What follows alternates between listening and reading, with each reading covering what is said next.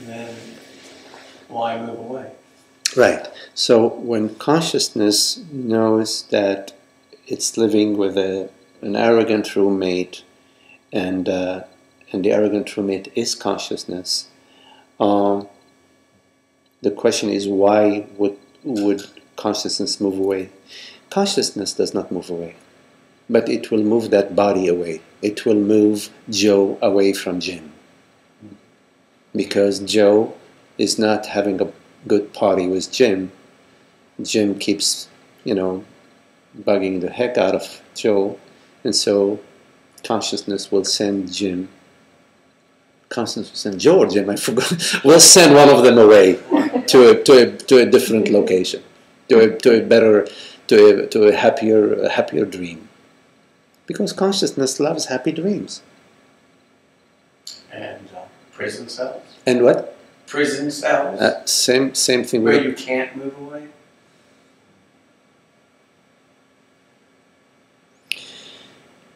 The prison cell is like let's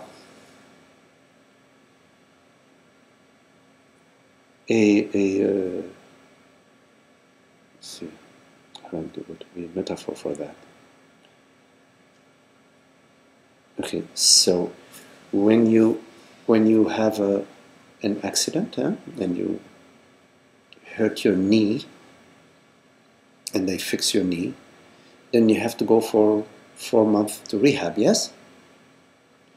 Now, the rehab, they give you a very structured regimen of various exercises and knee pull and push and whatever they do. It's a necessary, I was going to say evil, but no, it's a necessary exercise for your rehabilitation.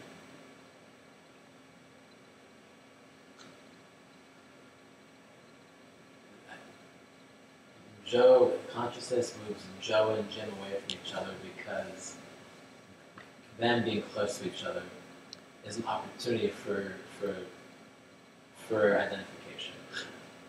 Well, when Joe and Jim are not having a happy dream, one or the other or both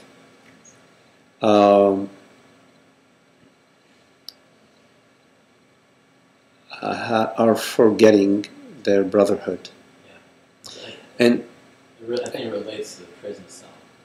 And the consciousness moves them away because consciousness loves happy dreams, and them being close to each other is an opportunity for consciousness to contract.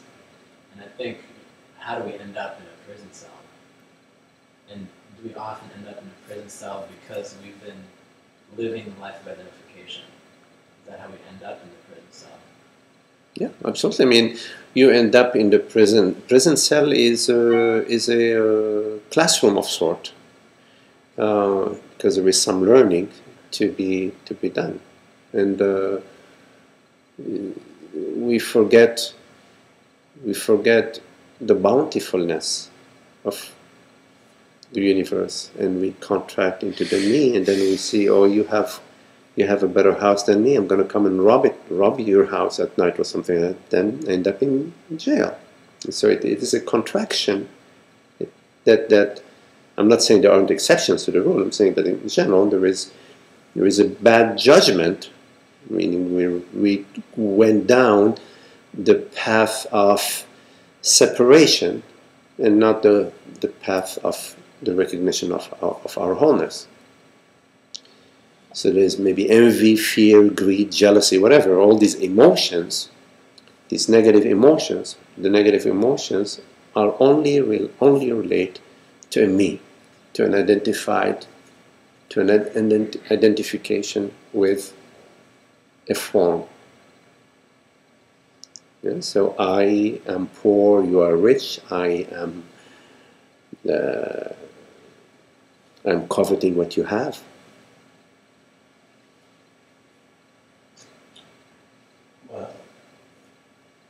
Yeah, it's hard to do the prison something, I think, because really my question then would be things that are not in your, you're not able to move away or control.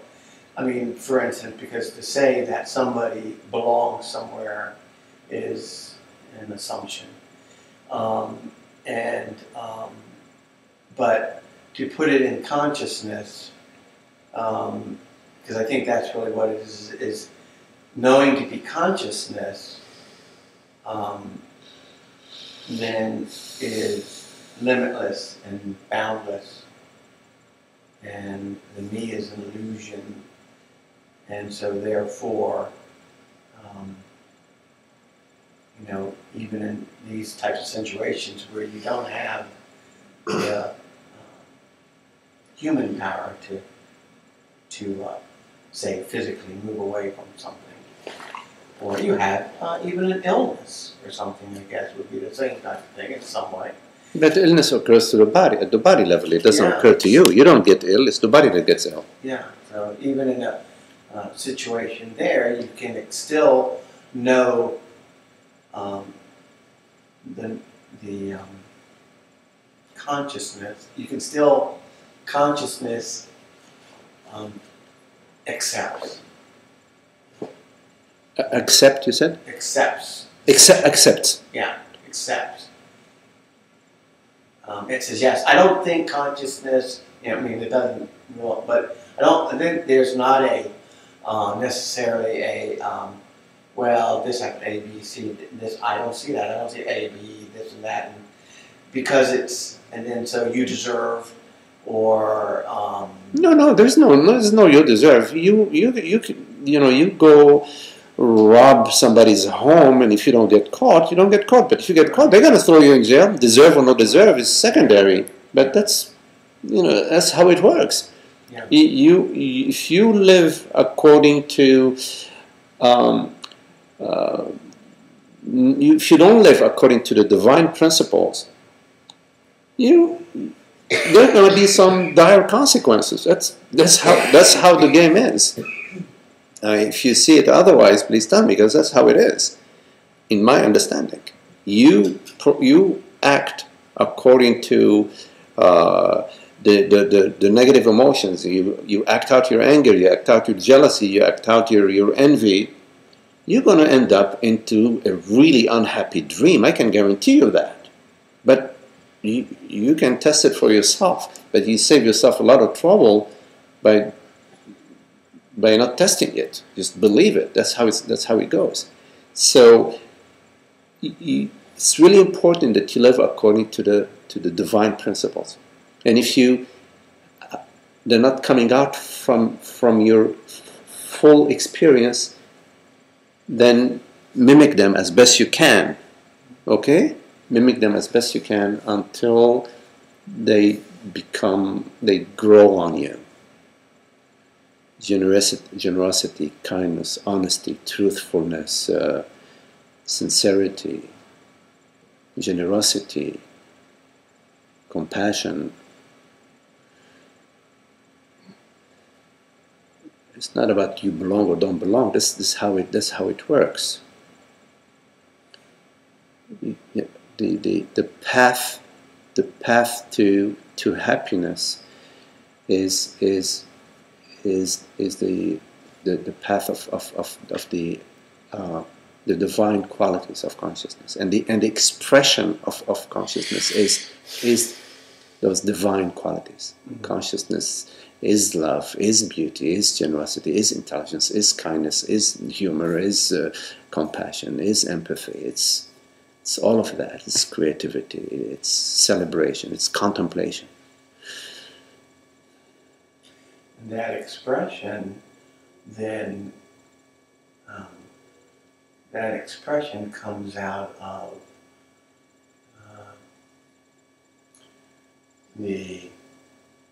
would you say, identification of beingness and consciousness.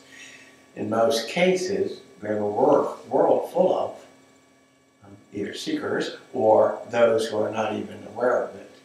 And so conditioning is causing a lot of the other undivine qualities, so to speak.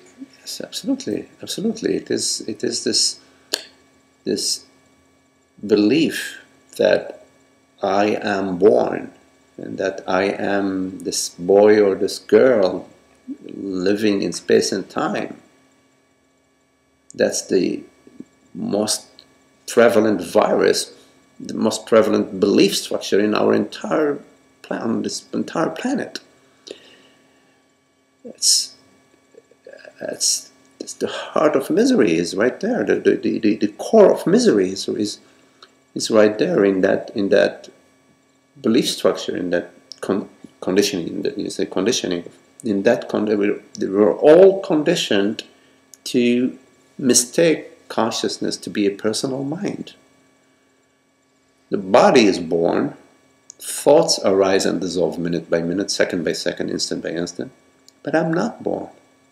I am not born.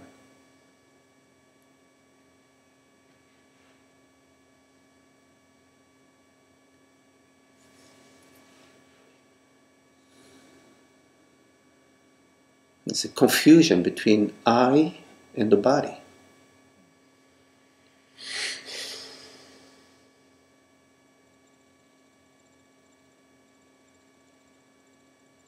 And so because that confusion occurs to us at a very young age, we experience that confusion throughout our life. We experience that I am the same person, but I'm not. It's like you put on purple glasses at a young age and then you never take them off. They become part of you. Somehow they graft the purple lenses on your eyes. Everything you see is purple.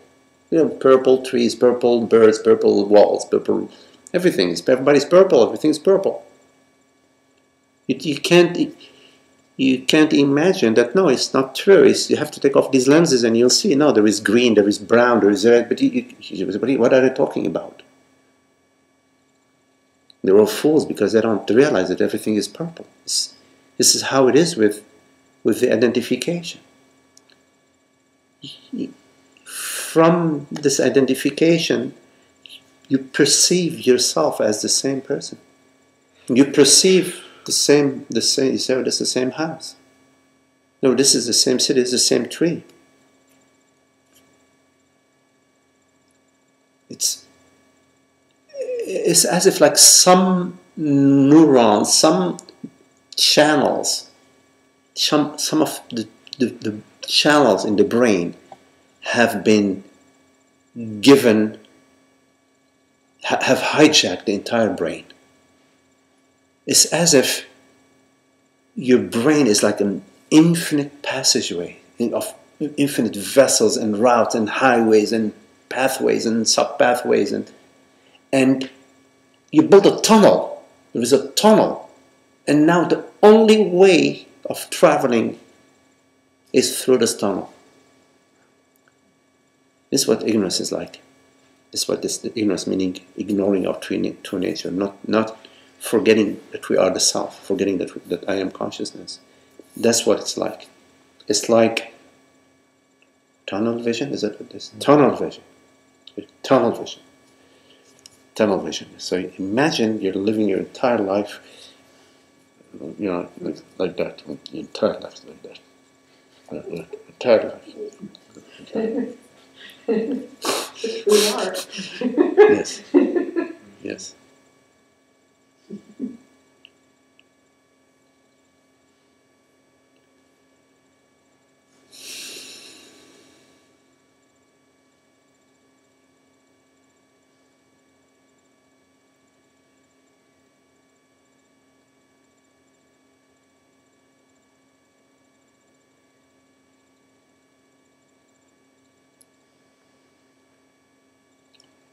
So you have a very good partner.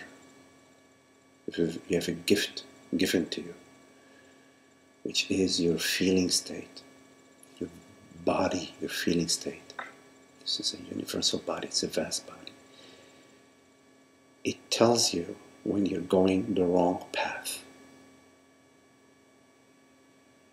It contracts. It tells you you're identified. Relax, release this identification. So whenever you notice an unhappiness, notice that at that moment It's a me and you, me and another me and myself, me and my past, me and my future. In your body will express an unhappiness. You might feel it in your chest, in your face, in your throat, in your belly, depends, or just the entire, just a malaise, a general sense of ill-being. It's the canary in the mind. It's a canary in the mind. It's telling you, hey, ding, ding, ding, ding, ding, ding, ding. You're identifying with, you're playing the me game, me, and you're going into the mortality story now. Okay, wake up to presence, wake up to immortality, wake up to eternity. So use that canary. Use that canary. It's available to you. Don't maintain the unhappiness. Don't ignore the unhappiness and live with it and accept it and be with it and reside with it and live with it. Don't. Use it to notice this me. How am I? What did I? Can I do it? Can I? What? Can I? Consciousness never says can I. It's always the me that says can I, or shall I, or will I. Consciousness never says that. Consciousness is eternal yesness. It's love, beauty, peace. It's freedom. It's your best at your best. It's being your best at your best. That's what you are. You are your best at your best. That's the truth of what you are. Zero improvement. You're it.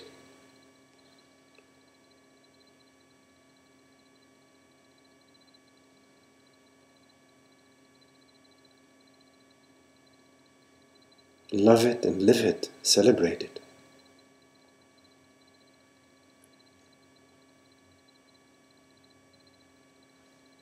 This way you can shine the light in your space onto others effortlessly. It's not about helping others. It's just the light shines on that space and brings clarity and light into the space. So you don't be this needy. No. Be the shining light. You're the shining light. It's so beautiful. If only I can still get now. Just don't feed that. Just be the shining light. It's there. It's there.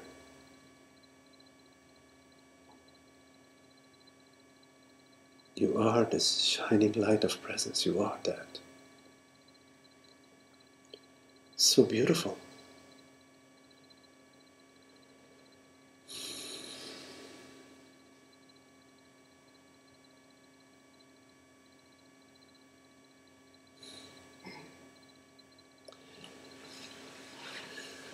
Well, thank you very much for your very lovely presence. Thank you.